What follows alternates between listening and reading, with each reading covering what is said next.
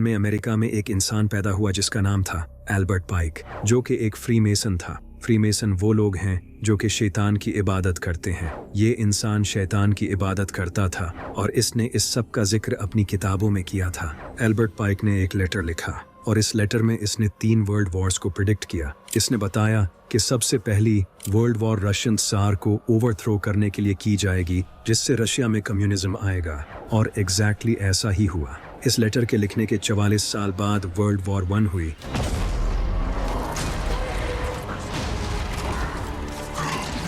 और जैसा एल्बर्ट ने प्रिडिक्ट किया था वैसा ही हुआ। इसी तरह एल्बर्ट ने प्रिडिक्ट किया था कि वर्ल्ड वॉर 2 फैसिस्ट और पॉलिटिकल ज़ायनिज़्म के दरमियान होगी, जिससे नाज़िज़्म का खात्मा होगा और इसराइल का वजूद कायम होगा। और एग्जैक्टली ऐसा ही हुआ। 1939 में वर्ल्ड वॉर 2 हुई और इसमें नाज़िज़्म का खात्मा हुआ और इसके बाद इसराइल का वजूद कायम हुआ। लेकिन इन 2 वर्ल्ड वॉर्स के अलावा जो तीसरी वर्ल्ड वॉर एल्बर्ट पाइक ने प्रिडिक्ट की थी वो सबसे इंटरेस्टिंग है। इसने अपने लेटर में लिखा था कि वर्ल्ड वॉर 3 ज़ायनिज़्म और इस्लाम के दरमियान होगी और दोनों एक दूसरे से लड़ेंगे और हर तरफ तबाही फैल जाएगी, जिससे इंसानियत एक ऐसे मोड़ पर आ जाएगी कि वो इस जंग को रोकने के लिए मिन्नतें करेगी और फिर यहीं से शैतान के मजहब का आगाज होगा। इन सब में इंटरेस्टिंग बात यह है कि जैसा एल्बर्ट पाइक ने प्रिडिक्ट किया था वैसा ही हुआ। वर्ल्ड वॉर 1 और 2 दोनों इसके एग्जैक्ट अकॉर्डिंग हुई, जैसे वो पहले ही ये सब अपनी आंखों से देख चुका था। और वर्ल्ड वॉर 3 के बारे में जो इसने लिखा था वो बिल्कुल वैसे ही हो रहा है। आज ज़ायनिस्ट यानी कि ये यहूदी और मुसलमान ही एक दूसरे से लड़ रहे हैं। ऐसा लगता है जैसे ये लोग ये सब पिछले 200 साल से प्लान करके बैठे थे। यहाँ तक कि डेट्स से लेकर टाइम तक सब पहले से प्लान्ड है, क्योंकि 3 मार्च को रमज़ान के महीने में एक ग्रहण होगा और ये ईरान पर अटैक से कनेक्टेड है। एक बार इस पिक्चर को देखो। ये पिक्चर अमेरिका के कॉर्पोरेट हेडक्वार्टर्स ऑफ बैंक में लगी हुई थी।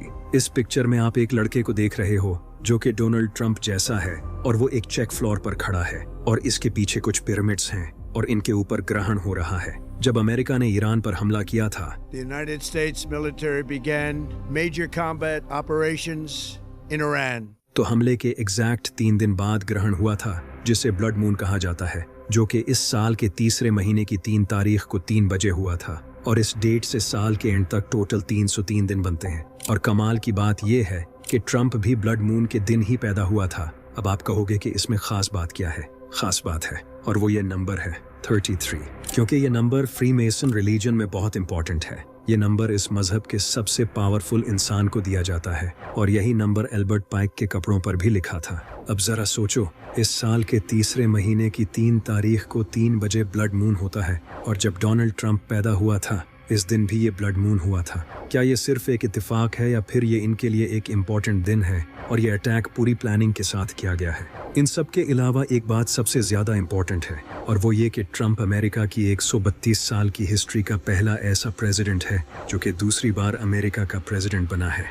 आखिर इसे क्यों दोबारा से प्रेसिडेंट बनाया गया? क्योंकि ट्रंप अमेरिका का 47वां प्रेसिडेंट है और ईरान में इस्लामी रेवोल्यूशन आए हुए भी 47 साल हो चुके हैं। ये जो नंबर 47 है ये फ्रीमेसन में न्यू वर्ल्ड ऑर्डर को रिफर करता है और यही वो इंसान है जो कि इन ज़ायनिस्ट यहूदियों के प्लान्स को सबसे अच्छे से इम्प्लीमेंट कर रहा है। और ये एक फ्रीमेसन है और शैतान की इबादत करता है।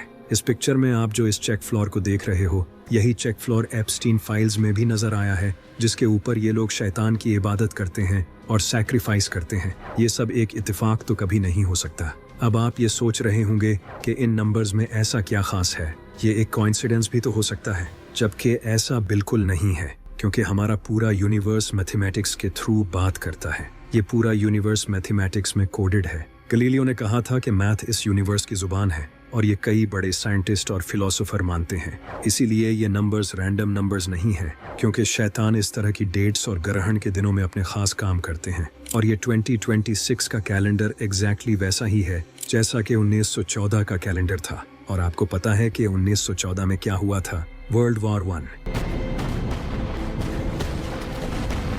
तो ये अटैक कोई आम अटैक नहीं है, ये इस दुनिया के ऑर्डर को चेंज करेगा और ईरान की ये जंग दुनिया के फ्यूचर को बदल देगी। क्योंकि जब अमेरिका ने ईरान पर हमला किया था तो इसके बाद से ईरान ने इनका मुंह तोड़ जवाब दिया और पूरे मिडिल ईस्ट में अमेरिका के बेसिस डिस्ट्रॉय कर दिए और अब अमेरिका को यूरोप से मदद मांगनी पड़ रही है। ये सब देखकर पूरी दुनिया जान चुकी है कि अमेरिका कोई इतनी बड़ी पावर भी नहीं है। अब तो मिडिल ईस्टर्न कंट्रीज सब अमेरिका से अपनी इन्वेस्टमेंट निकालने तक का सोच रहे हैं। ईरान ने स्ट्रेट ऑफ हॉर्मुज बंद कर दिया है जिससे दुनिया का 20% ऑयल आता है। लेकिन इस जंग में शायद अब मस्जिद अक्सा शहीद हो जाए क्योंकि मस्जिद अक्सा के नीचे टनल्स खोदकर इसकी बेस को इतना वीक कर दिया गया है कि अब ये एक नॉर्मल मिसाइल से भी गिर सकती है और इसराइल शायद अब यही करेगा। वो खुद मस्जिद पर अटैक करके ईरान पर डाल देगा और ये इनके रहबाए ने खुद कहा है, जो कि इसराइल के प्लान्स को ओपनली डिस्कस करता है। We don't know. Maybe one of the missiles will hit Damascus and clear the place for the third Bet HaMikdash. सिर्फ यही नहीं, अमेरिका के सेक्रेटरी ऑफ वॉर ने भी ये कहा है। And there's no reason why the miracle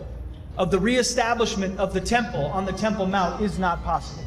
और ये अब शायद ऐसा ही करेंगे क्योंकि मस्जिद अक्सा के नीचे कई टनल्स हैं जो कि ये यहूदी कई सालों से बना रहे हैं जिससे शायद वो इसे गिराएंगे। इसीलिए ये वॉर इनके लिए बहुत इंपॉर्टेंट है। ये जंग ईरान के खिलाफ नहीं है बल्कि पूरे इस्लाम के खिलाफ है और ये बात अमेरिका के सेक्रेटरी ऑफ डिफेंस ने खुद बोली है। Crazy regimes like Iran hell-bent on prophetic Islamist delusions.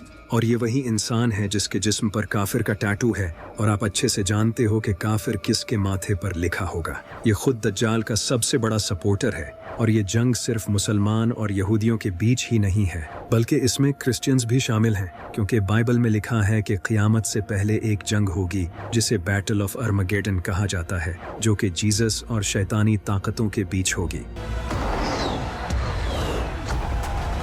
और इस जंग में जीसस एक बड़ी आर्मी के साथ एंटी क्राइस्ट के साथ लड़ेंगे जिसे इस्लाम में दज्जाल कहा जाता है। इसीलिए क्रिश्चियंस चाहते हैं कि यहूदियों का थर्ड टेंपल बने और दज्जाल इस दुनिया में आए ताकि हज़रत ईसा अलैहिस्सलाम भी इस दुनिया में आ सकें। इसीलिए आज क्रिश्चियंस इन यहूदियों के साथ खड़े हैं। आप जानकर हैरान हो जाओगे कि अमेरिका अपने सोल्जर्स को ये कह रहा है कि इनकी ये ईरान के साथ जंग एक गॉड प्लान है, यानी कि वो ओपनली ये कह रहे हैं कि ये जंग एक मजहबी जंग है और ट्रंप ये बात मानता है। रिसेंटली आप इसे क्रिश्चियंस के साथ दुआ करते देख सकते हो। तो ये जंग क्रिश्चियंस के लिए भी बहुत इंपॉर्टेंट है। इसीलिए ईरान आज तस्बीह का वो धागा है जो अगर टूट गया तो पूरी तस्बीह बिखर जाएगी।